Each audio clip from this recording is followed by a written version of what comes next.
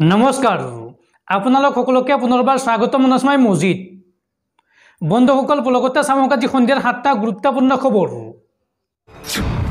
প্ৰথমটো খবৰ ঘোষণা কৰা হল হাইস্কুল শিক্ষান্ত পৰীক্ষাৰ ফলাফল আজিৰ দিনটোত ঘোষণা কৰা হৈছে 2024 বৰ্ষৰ মেট্ৰিক পৰীক্ষাৰ ৰিজাল্ট আৰু এইবাৰ 10টাকৈ ৱেবছাইটত উপলব্ধ হৈছে পৰীক্ষাৰ ফলাফল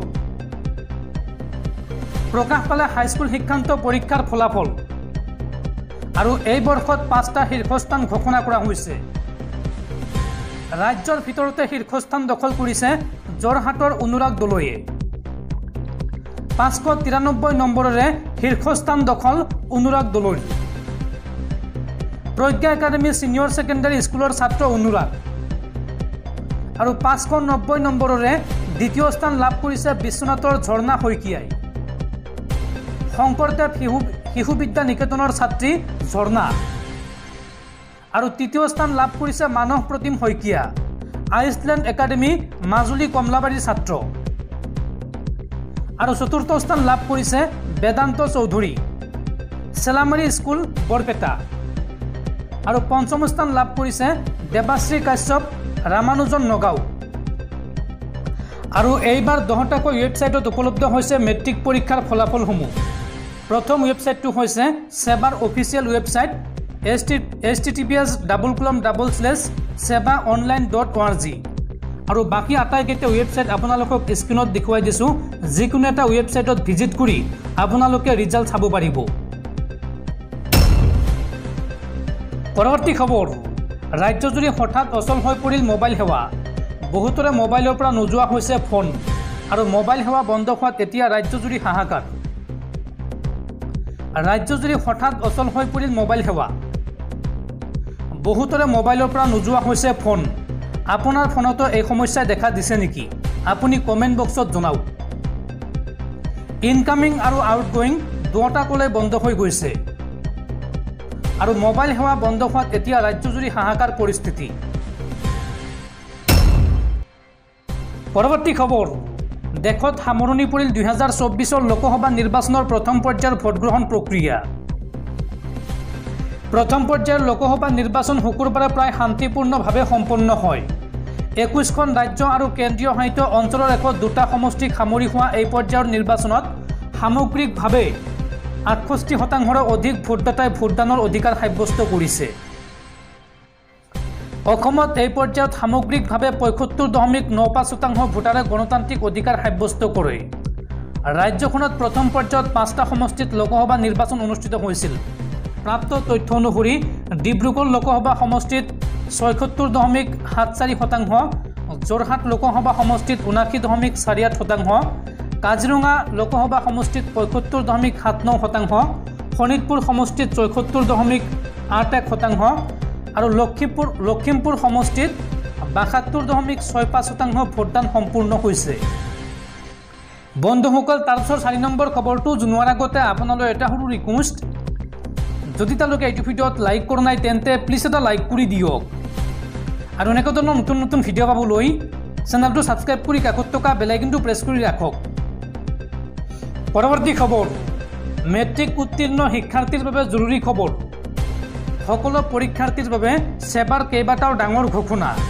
এইবাৰ মেট্ৰিক পৰীক্ষাত উত্তীৰ্ণ শিক্ষাৰ্থীসকলক দিয়া নহয় পাছ চাৰ্টিফিকেট এই বৃহৎ ঘোষণা অসম মাধ্যমিক শিক্ষা পৰিষদ চমুকৈ সেবাৰ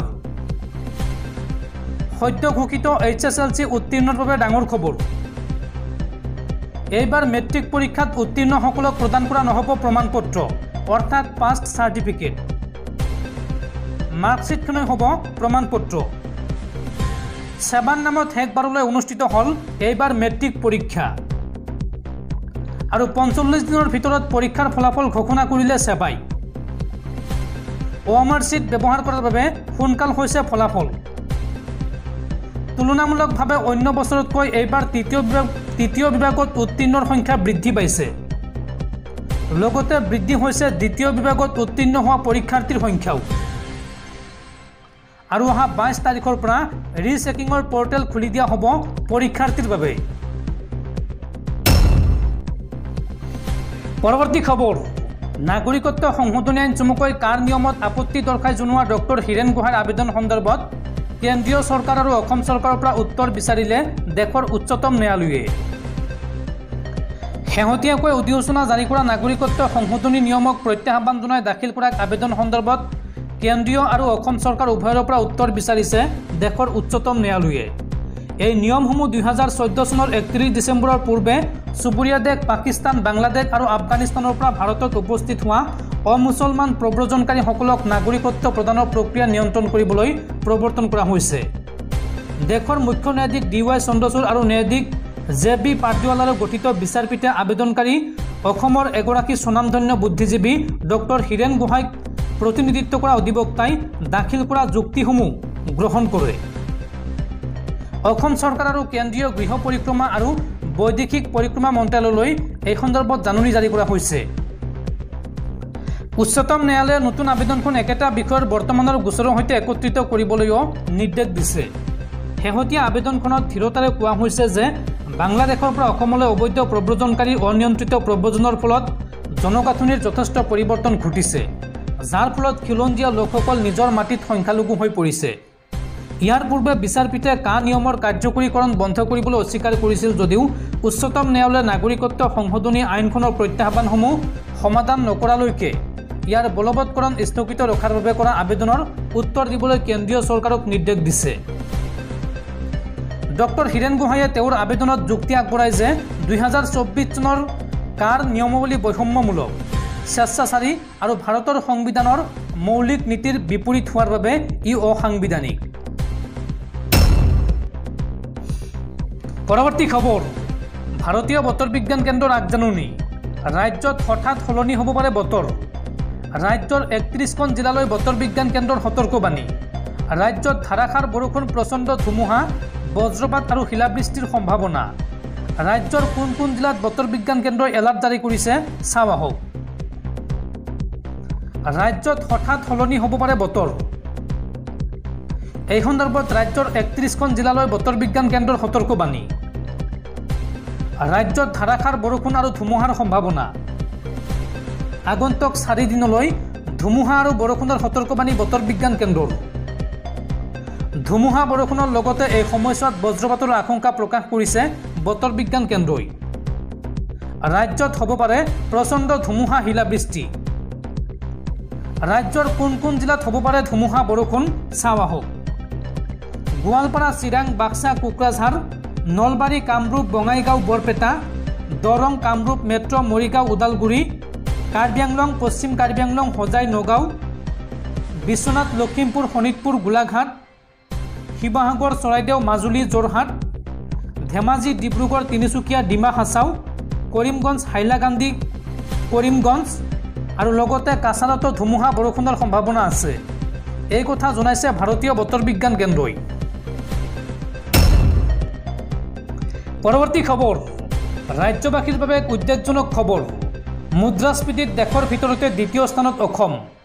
কেন্দ্ৰীয় বাণিজ্য আৰু উদ্যোগ মন্ত্ৰালয়ে প্ৰকাশ কৰিলে এই উদ্বেগজনক তথ্য। পৰৱৰ্তী খবৰ, হায়াৰ ছেকেণ্ডাৰী পৰীক্ষাৰ ৰিজাল্টৰ দিন ঘোষণা। ৰাজ্যৰ শিক্ষামন্ত্ৰী ডাক্তৰ ৰণোজ পেগুৱে কৰিলে ডাঙৰ ঘোষণা। হায়াৰ ছেকেণ্ডাৰী লাখ লাখ পৰীক্ষাৰ্থীৰ বাবে ডাঙৰ খবৰ। কেতিয়াকৈ ঘোষণা কৰা হ'ব হায়াৰ ছেকেণ্ডাৰী পৰীক্ষাৰ ফলাফল? এপ্ৰিল মাহত নহ'লেও মে'ৰ প্ৰথম সপ্তাহত ঘোষণা কৰা হ'ব ফলাফল। এই সন্দৰ্ভত শিক্ষামন্ত্ৰী ৰণোজ পেগুৱে কৰিলে বৃহৎ ঘোষণা।